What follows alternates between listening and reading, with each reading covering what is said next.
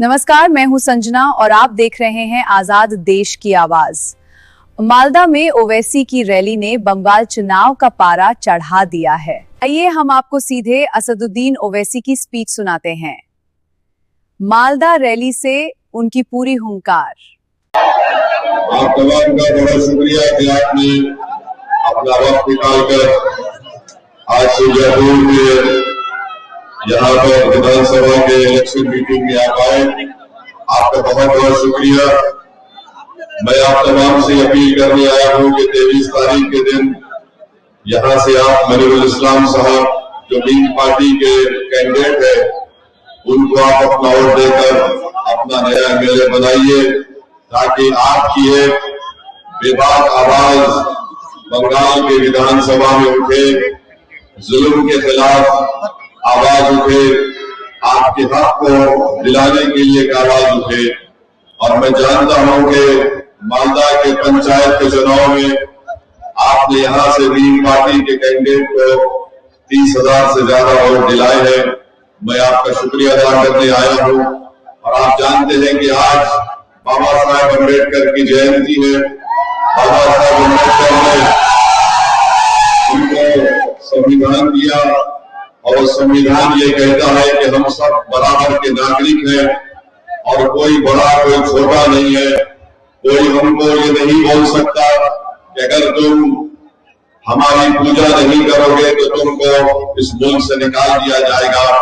कोई हमको ये नहीं कह सकता कि अगर आप हम वोट नहीं देंगे तो वो आपको नुकसान पहुंचाएंगे। बाबा साहिब का संविधान हम तमाम को बराबर का नागरिक मानता है और हम बताना चाह रहे हैं नरेंद्र मोदी को और ममता बनर्जी को ये संविधान जो हमको नागरिक बनाता है। मोदी ये कहता है कि अगर आप उनका साथ नहीं देंगे तो हमको घुसपैठिया कहला दिया जाएगा। ममता बनर्जी ये बोलती है कि अगर मुझे वोट नहीं देंगे तो फिर आप तमाम लोगों को नुकसान पहुंचेगा। याद रखो, ममता बनर्जी और मोदी तुम दोनों भाई बहन की जोड़ी हो, मगर सबसे बड़ा है कोई हमको इस देश से निकाल नहीं सकता।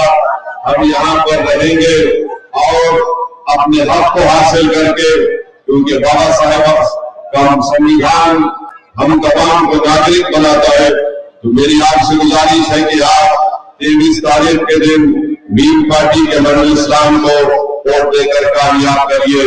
मैं टीएमसी सरकार को बताना चाह रहा हूं कि आपने मोटाबारी में जो गड़बड़ हुआ, जो वहां पर वायलेंस हुआ, गैर जरूरी से मीन पार्टी के तमाम मेंबर्स पर केस बुक किया जा रहा है। हम चाहते हैं कि इलेक्शन कमीशन उसका इंडिपेंडेंट इंक्वायरी कराए और जो जिम्मेदार है उसके खिलाफ एक्शन ले। मगर टीएमसी की सरकार मीन पार्टी के जिम्मेदारों पर, मेंबर्स पर केस बुक कर रही है, ये बिल्कुल गलत है। तीसरी बात मैं आपको बताना चाह रहा हूं कि कल मेरे को मीडिया के हमारे दोस्त हैं, टीवी के सीनियर जर्नलिस्ट हैं, उनका नाम बाबा है जो एक अंग्रेजी चैनल में काम करते हैं, मनोरंजन भारती उनका नाम है। उन्होंने मुझसे कहा कि ममता बनर्जी ने ओवैसी तुमको गाली दी है। तो मैं ममता बनर्जी को बोलना चाह रहा हूं, ममता बनर्जी तुम जितना गाली दे सकते मुझे गाली दो, मैं रुकने वाला नहीं हूं, मैं डरने वाला। आप गाली मुझे इसलिए देते हैं ममता बनर्जी क्योंकि मेरा नाम ओवैसी है और तुम्हारा नाम ममता बनर्जी है। गाली इसलिए देते हो क्योंकि तुम एक अपर कास्ट की हो और मेरा ताल्लुक माइनॉरिटी से, इसलिए तुम मुझे गाली देती हो।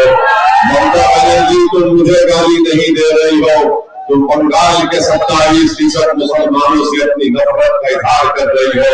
आज अगर तुम ये समझ रही हो कि ओवैसी को गाली देने से मुझे कुछ हो जाएगा, ममता बनर्जी याद रखो, जब तक ओवैसी जिंदा रहेगा मैं बंगाल के मुसलमानों के हक के लिए लड़ता रहूंगा।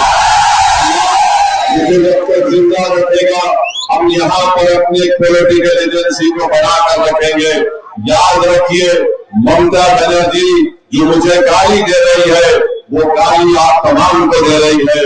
वो तमाम बंगाल के मुसलमानों से नफरत करती है, वो गाली इसलिए दे रही है कि मेरे नाम के साथ बनर्जी नहीं है, मेरे नाम के साथ असदुद्दीन है, इसीलिए ममता बनर्जी गाली दे रही है। मेरे अजीज दोस्तों और बुजुर्गों, आप जानते हैं कि ये मालदा के यहाँ पर इस जगह पर 31% ऐसे घर है जहां पर उनका बच्चा यहाँ पर नहीं रहता, भारत के कोने कोने में जाकर मेहनत मजदूरी करता है। बताओ कांग्रेस वालों, बताओ लेफ्ट फ्रंट और टीएमसी के लोगों, तुमने क्या किया? यहाँ पर 31% 31% ऐसे हाउस होल्ड है जहां के बच्चे मालदा छोड़कर देश के कोने कोने में या विदेश को चले जाते हैं।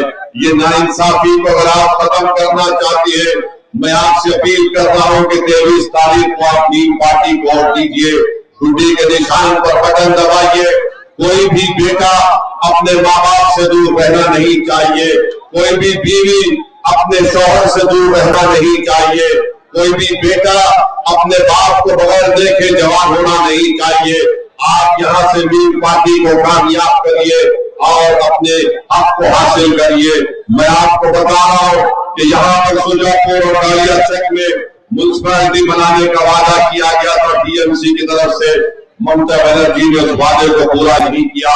सीलमपुर में रूरल हॉस्पिटल को सुपर स्पेशलिटी बनाने का वादा किया, वो पूरा नहीं किया।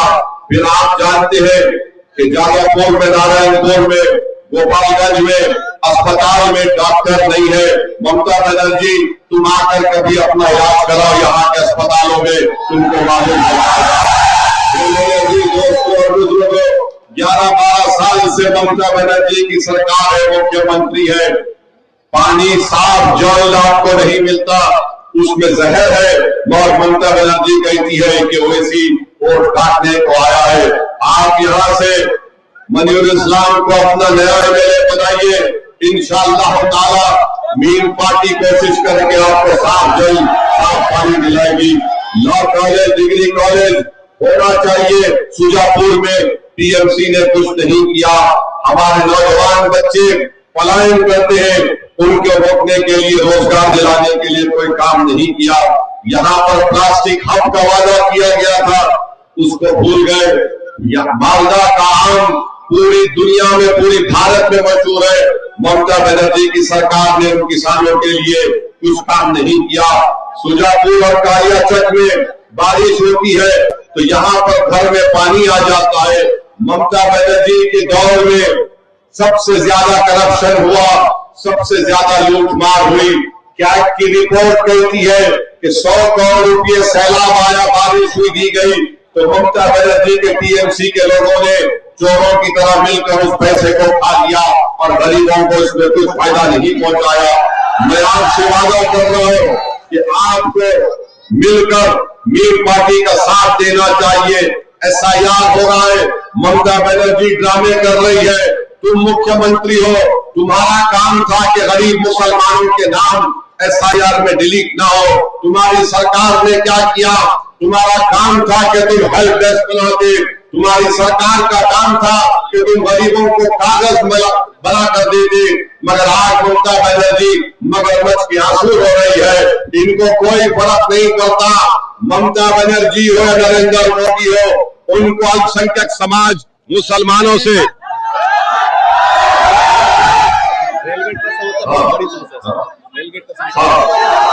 कोई बात नहीं, कोई बात नहीं।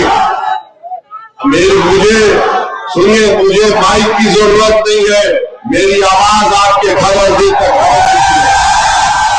नीम पार्टी का पैगाम बंगाल के एक मुसलमान के घर में पहुंच चुका है। ये माइक ममता बनर्जी से डरता है, मैं नहीं डरता किसी के पास। तो मेरे अजीज दोस्तों और बुजुर्गों, रेलवे का मसला है, वहां पर आप देखते हैं कि बार बार कोई अंडरपास ब्रिज नहीं बनाया गया है और इसकी वजह से लोगों को तकलीफ उठाना पड़ता है। तो मैं आपसे अपील करने को आया हूं कि आप मिलकर 23 तारीख के दिन मीम पार्टी के मनियुल इस्लाम को कामयाब करिए। डरने और घबराने की आपको जरूरत नहीं है।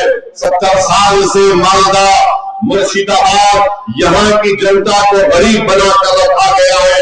मीन पार्टी आपको आपका हक दिलाने के लिए एक इनकलाब बर्पा करना चाहती है। आप 23 तारीख के दिन मीन पार्टी का साथ दीजिए, गुड्डी पर बटन दबाइए, अपनी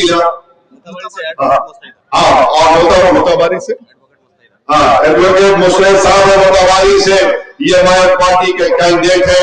मैं आपसे वादा कर रहा हूँ कि मैं यहाँ पर दूसरी मरतबा आया हूँ। अल्लाह मुझे जब तक जिंदा रखेगा मैं बार बार यहाँ पर आता रहूंगा और आपके राय लड़ता रहूंगा। आप ये मत समझिए कि ओवैसी हैदराबाद से आया है। ममता बनर्जी कहती है कि ओवैसी हैदराबाद से आया है, वो क्या करेगा? ममता बनर्जी तुम नहीं जानती, नेताजी सुभाष चंद्र बोस के साथ जर्मनी से जो सबमरीन में बैठकर सुमात्रा के 90 दिन समंदर में जो साथ था, वो हैदराबाद का नाम आदमी था, उसका नाम आबिद हसन सफरानी था। मैं वहां से आया हूं। ममता बनर्जी अगर किसी ने जय हिंद का नारा दिया तो उसका नाम आबिद हसन सफरानी है, जो नेताजी सुभाष चंद्र बोस का साथी था। ममता बनर्जी तुम जानती नहीं हो हमारी तारीख को, तुमने बीजेपी को मजबूत किया। याद करो 26 साल पहले यही ममता बनर्जी ने दमदम से बीजेपी के कैंडिडेट को एमपी बनाया। यही ममता बनर्जी थी जब गुजरात में बिल्किस बानो इशरत जहां को मार दिया जा रहा था या रेप कर दिया जा रहा था, ये ममता बनर्जी आरएसएस बीजेपी का साथ दे रही थी। आज ममता बनर्जी कहती है कि सांप को मत देखो, बीजेपी को देखो। ममता बनर्जी तुम सांप बन चुकी हो, तुमने बीजेपी को मजबूत बनाया, हमने नहीं बनाया।